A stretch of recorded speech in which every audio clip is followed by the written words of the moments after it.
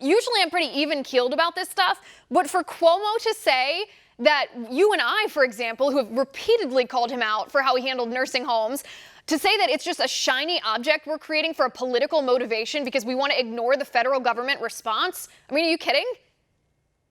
Well, when it comes to the Cuomo stuff, my heart goes out to the people in New York who've lost loved ones in nursing homes who have to hear him say that their concern about their parents or their grandparents is politics. I just don't understand, even someone who's super political and looking out for his own political interests, why he would say something like that. But I have to tell you, Liz, the comments that I'm even more surprised by or stunned by are those by Anthony Fauci.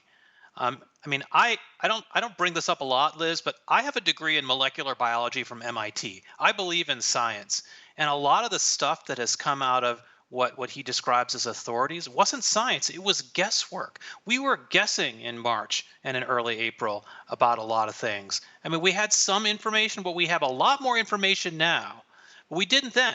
But yet they were telling us, no, we've got to lock down we've got to close schools. Anthony Fauci was saying because there have been a handful of cases in America, in the world, of a rare disease. Well, we can't open schools. That's not science. That's a subjective opinion. And I think it's really important, if you want to have the authority and the respect and the trust of Americans, that you understand the limits of our knowledge along with where we actually know the truth. Yeah, basically, if you want people to take you seriously, then you need to be a credible person. Anthony Fauci, I'm not here to malign his motivations. I have no idea if he has political motives or if he's simply ignorant or if he's bought into the mass hysteria that so many people. I have no idea, and it's kind of irrelevant. I don't really care.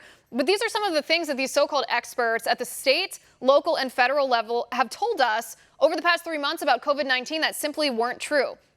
They told us, the modelers told us, COVID would kill 2 million Americans. They said the reproduction rate of the virus would not be slowed to less than 1 unless we implemented government-mandated lockdowns. Science has proved that to be false, by the way. It lowered to 1 just with individual social distancing. They lied to us about the seed date. They're dismissing even now the prevalence, the antibody studies. They were incorrect about the infection fatality rate. They were incorrect about how this does discriminate against people with with underlying conditions and by age, of course. They had no idea about the asymptomatic percentage or whether those people transmitted the virus or not. They were wrong about the hospital overload and the number of ventilators they would need. They were wrong about the herd immunity rate, and they were wrong about whether this virus transmit outdoors or indoors in a worse sense. Why should we take them seriously when they got literally everything they told us wrong?